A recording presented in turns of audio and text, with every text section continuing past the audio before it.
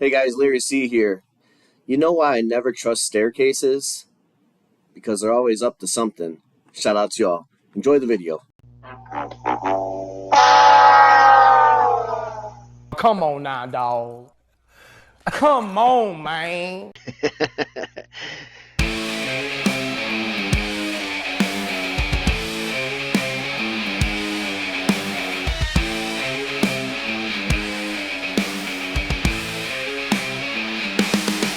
What's going on, Stat Cats? It's Mr. Choraszewski here, Mr. C. Shout out to you all.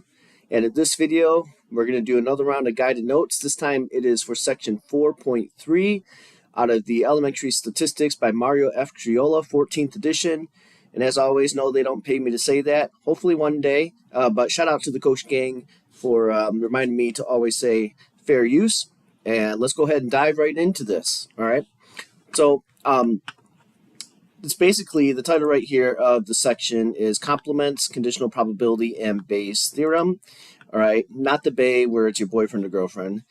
But yeah, I opened it up with a little starter here. In this section, we consider the probability of an event occurring under the assumption, maybe I should italicize that some other event has already occurred. I'll italicize that as well. So the main crown jewel of this section is right here, conditional probability. One could maybe argue it's Bayes' theorem, but I actually have something that I have planned different for this part. So we'll work our way to conditional probability by first knocking out complements. All right. So this is one of my favorite formulas, to be honest with you, the probability of at least one. So to kind of, set the stage here, I put for this part of the notes, we first want to understand different phrases that, logically speaking, have the same meaning. All right, so when you teach a stats course, you're going to be dealing with greater thans, less thans, greater than or equal to, and not equal to. So you're going to be dealing with equalities and inequalities.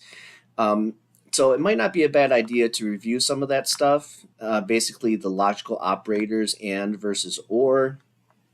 The logic does come to really bail you out in some sticky probability calculations. And it's really important too when you do hypothesis testing, when writing the null hypothesis and alternative hypothesis. So these are examples I took from the book, at least one. Okay, so we're going to write out just by hand that means one or more. And then the complement of at least one would be none. Okay. So, I'm going to spend some time explaining this, perhaps giving some examples, one of them being this one. Giving birth to at least one girl means one or more births to girls. All right. The complement of giving birth to at least one girl is giving birth to no girls. Okay, so remember, complement is the event, the part of the event that's not happening. It's also equivalent to giving birth to all boys. All right, so that's kind of an interesting distinction and mindset that you want them to discover. So the next part is just recalling a fact from some of my earlier notes. Okay, total probability. All right, the probability of an event added to the probability of the event's complement is equal to 1. All right, so if you take an event and add its complement, the probabilities of both those sum up to 1. And I put that in sort of, verbalized format here. The probability of at least 1 plus the probability of none is equal to 1. Kind of sounds like a rhyme. Maybe you should do a rap about it. I'm writing a song about a burrito.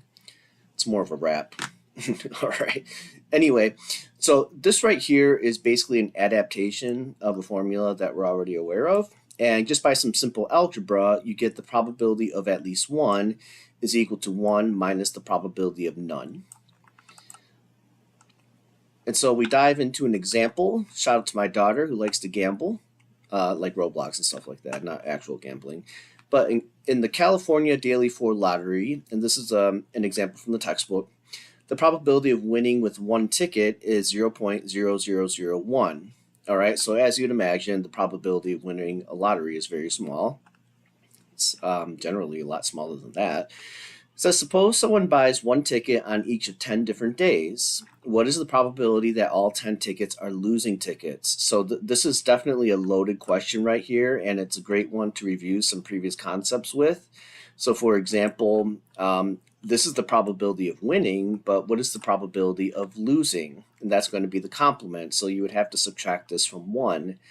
Not only that, let's assume that they're buying tickets, 10 days in a row. All right. This is going to tie back to the previous section material where you'll take the complement of this and multiply to itself 10 times. So, that's going to generate the probability of all 10 tickets being losers. And that actually helps us build our way to the answer for part B, where it says, what is the probability that at least one ticket is a winner? Okay, so this is where you want to use the at least one formula. So the probability of at least one is 1 minus the probability of none, which we have part of that from part A. All right, so a good segue from part A to part B. So then I phased my way into the conditional probability aspect of the notes. And this is taken from the textbook. I just kind of reverted it a little differently. It's this problem right here, 17 through 20. Based on this table, it says refer to the accompanying table showing results from experiments conducted by researchers Charles R. Hantz of Boise State University and Gordon H. Barlin from the Department of Defense Polygraph Institute. It might be Department of Warfare now, though. In each case, it was known whether or not the subject lied, so the table indicates when the polygraph lie detector test was correct. So this is a nice throwback to some previous material as well.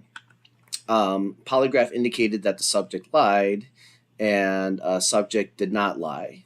Okay, so that right here would be a false positive.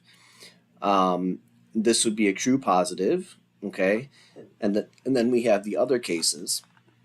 And I really like this example, not only because the numbers are kind of light, but I kind of have a personal story with it. Which, going back to the notes, you see that I have the National Security Agency logo here. And I'm going to take this opportunity to tell my students about a story of mine where I've had applied to work for the National Security Agency, and the process of being interviewed and things like that is severely rigorous. They hire private investigators on you, and so much so that there were 2 hired on me, not because I'm a criminal or have a huge rap sheet. I don't have a rap sheet at all, but they have to be super careful with who they're hiring, obviously, because the National Security Agency, along with the CIA, handles some very sensitive information. So basically, I live in Michigan. They had a private investigator for the lower half of Michigan and a private investigator for the upper half of Michigan. And the private investigator to in the northern part of Michigan, he had the easiest job ever because I don't really have any affiliation with the upper portion of Michigan. So the guy for the lower part of Michigan, he was put to work, that's for sure. But anyway, you go through that, and then they fly you out to their central location, and part of the rest of the process involves taking a polygraph or a lie detector. And they know that people are going into lie detectors pretty nervous. And I was one of those. Not that I had anything to lie about, but this is my first time experiencing it. So I kind of had test anxiety, I guess you could say. So they let you know that if you fail the first lie detector, then they give you a second chance at it. So that they're aware of this. So anyway, my first round of the lie detector test, they asked me a question, and for some reason, my brain envisioned me doing some sort of espionage, even though I had never done it nor ever planned doing it. But it gave me such haunting anxiety that anytime that question was asked later on, because they repeat a lot of their questions, my heart would just race because for some reason it was just giving me anxiety. And because the person doing the lie detector test she believed that I was telling the truth about it, but and how I know this is because when we'd come up to the question, she was kind of really holding my hand about it, like, okay, just relax, take a breath. And they've got the lie detector. It's crazy. Like you wear stuff on your head. They attach diodes to you and everything, and then they wrap a heart monitor around your chest. But for some reason, my anxiety just shot through the roof whenever that question was asked, and I failed it. Okay, but I did pass the next one. But I'm not working there, and that's for personal reasons.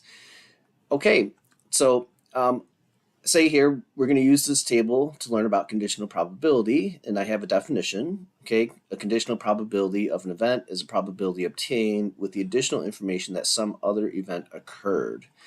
All right, so we're operating under an assumption that something has already occurred. Now we want to find the probability of something else. All right, so here's where I do a little notation box. We'll write that out together.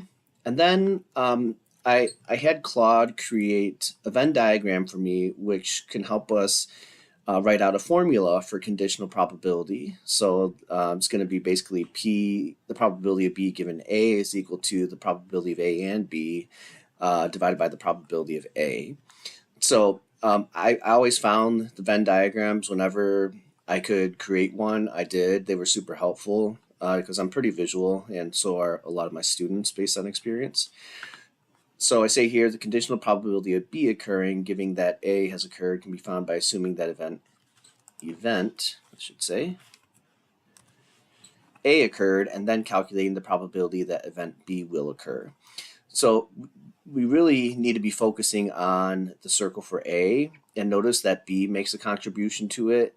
So conditional probability is just basically a ratio of B's contribution towards all of A's contribution, and that's why the formula is the way it is. But what I like to say is, okay, fix yourself on a certain condition and then only look at the values that are within that condition. So when we go to this example, part A, find the probability of selecting a subject with a positive test result given that the subject did not lie. Okay, so given that the subject did not lie, this is actually our starting point. So we go to the table and we look at this first column, subject did not lie. So we're only focusing on this portion right here. So you know, this is kind of like our shrunken universe. So we're only going to work with numbers from these two slots. It's helpful to have the total as well, so maybe we'll indicate that outside of the table. But then there's some follow-up questions too, with a couple of definitions spliced in. Find the positive predictive value for the test, which is basically find the probability that a subject lied given that the polygraph indicated lying. All right. Negative predictive. So this is basically talking about accuracy, which I kind of created an additional question here. Find the probability that a randomly selected subject is given a false positive result. I'll say this, false positive or false negative result.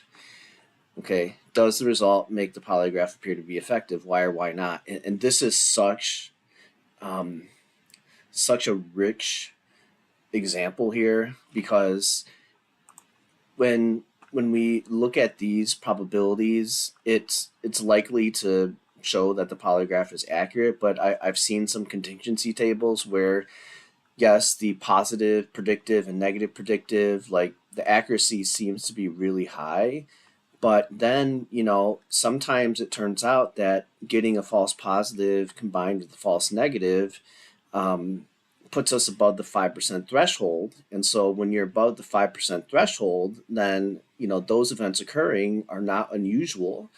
So what I want us to do is see, okay, like maybe it seems accurate from this perspective, but if it's not uncommon to produce a false positive or false negative, how does that change your feelings about the accuracy of the test? So kind of proud of myself for putting that in there. I'll let you know how it goes.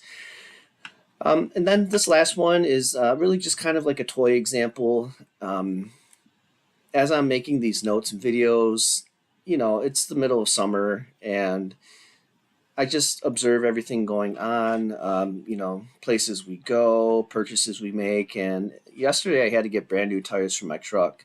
So I was kind of inspired to see if there's an example that Claude could help me build related to tires. And so it says here, this example illustrates a mechanical link between wheel misalignment and uneven tire wear. Misalignment causes tires to scrub against the road at an angle instead of rolling straight, wearing down tread unevenly on one edge. Numbers below are illustrative, not drawn from a real data set, I should say, but. Um, so what I did, and the reason why I have this example in here is just for extra practice. So I went to Claude, and my original prompt was, can you create a contingency table related to tire wear that I can use to teach conditional probability? And so it says, here's a contingency table using tire wear and wheel alignment, a natural pairing for conditional probability since one plausibly causes the other. But remember, okay, correlation is not causation. So it says this makes for a great discussion. And that's really what I'm aiming for, is great discussion with my class. Really helps the material sink in, makes a memorable experience. So it gave me a table of values, and I'm like, okay, I kind of like that. But really what I had in mind is this, can you connect it to the wear of one tire, or simply replacing one or two? So maybe you were short on cash and one of your tires blew out, so you take it to Discount Tire and you say, hey, I really need a new tire because this one is completely busted. A lot of times, and this can actually be a conditional probability scenario, a lot of times the salesperson there is going to try and convince you to buy all four tires, and you think it might be a sham or a scam at first, but it is true that if there's one tire that is more meaty than the others, that could have an impact on your driving. So it's best to have all tires, with the same tread as best as possible. And obviously, the more tread, the better. So I was thinking, okay, well, what would happen if I just replace one tire, buy one that's brand new versus two tires that are brand new, and so on and so forth. And so it gave me this table. It said 300 vehicles tracked for a year after. Well, actually, let me go further down.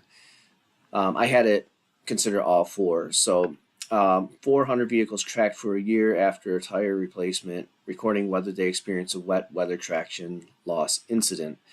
And so I really like this. Okay, you can see that the level of incidents decreases as we replace more and more tires, and the level of no incidents increases. So these are monotonic patterns. But I wondered, are these data real world and accurate? And Claude admitted no.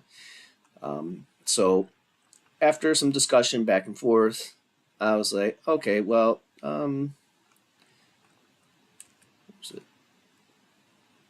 I decided to stick with this one where it talks about alignment and misaligned wheels. Although I want to look at this one here.